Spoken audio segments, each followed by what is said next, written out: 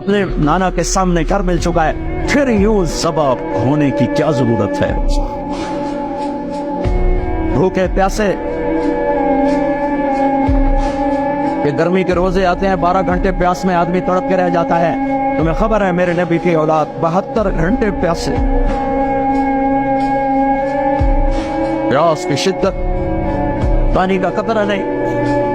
और आगे इंसान की शक्ल में दरिंदे खड़े हुए हैं। जब सारे जान निसार शहीद हो गए, थोड़ा सा सुना भी देता हूं, जब सारे जान निसार शहीद हो गए तो पीछे अहलुल बैत रह गए। अहलुल बैत, सबसे पहले शहीद का नाम बताता हूं, मुस्लिम बिन औसज, जो इमाम साहब के, इमाम अली मकाम के काफिले में जो पहले शहीद हैं, मुस्लिम बिन औसज।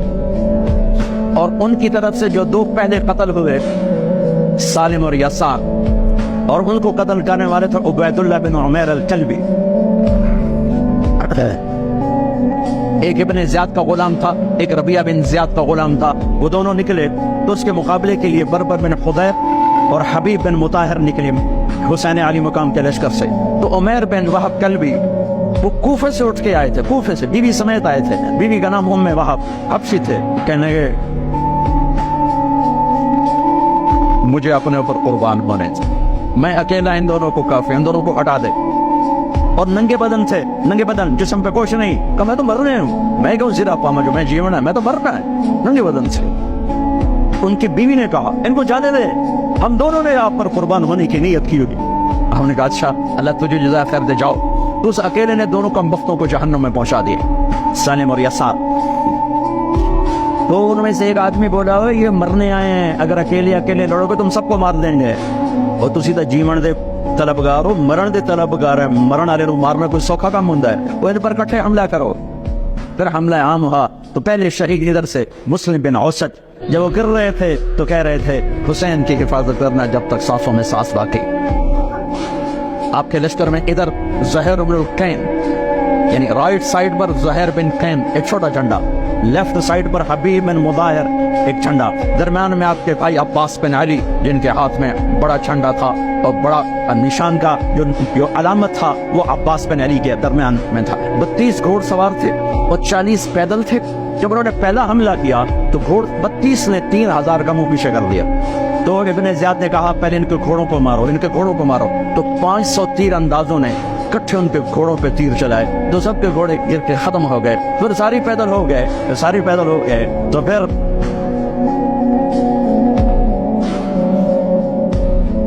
मैं अटक जाता हूं, इसलिए फिर मैं आखिर में फिर मैं ज़ुहैर की शहादत सुना दूं। ज़ुहैर बिन कैन, जब नमाज का वक्त आया, ज़ुहर का वक्त दाखिल हुआ, तो आपने इशारा किया ज़ुहैर ये शिमर से कहो नमाज पढ़ने दे, नमाज पढ़ने दे। अगर 1439 साल में नमाज की माफी होती तो अहले करबला को होती, लेकिन हुसैन ने सजदे में सर रख के बतलाया कि नमाज नहीं छूट सकती, सर कट सकते हैं। तो उन्होंने आगे होकर कहा कि भाई नमाज के लिए जंग रोको। तो कूफी लश्कर का एक सरदार था हुसैन इब्न उमैर, उसने कहा तुम्हारी तो नमाज कबूल ही नहीं होती। तो उन्होंने कहा लानत तुझ पर, तेरी नस्लों पर, जिस घर की तो फैल नमाज मिली उन्हीं की नहीं होती और तुम्हारी होती है। तो वापस आकर कहने लगा कि वो नमाज की इजाजत नहीं दे रहे। फरमाया नमाज तो नहीं छूटेगी ना, ये फैसलाबाद वालों को नहीं, 7 बर्रे आजम के ईमान वालों को पैगाम है कि ज़ेर खंजर भी ये पैगाम सुनाया हमने, नमाज नहीं छूट सकती, नमाज नहीं छूट सकती।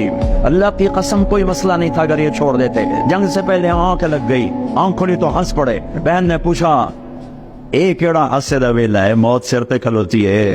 फरमाया बहन अभी अल्लाह के नबी को ख्वाब में देखा है, कह रहे हैं बेटा मैं लेने के लिए आ चुका हूँ, मौजूद लेने के लिए आ चुका हूँ।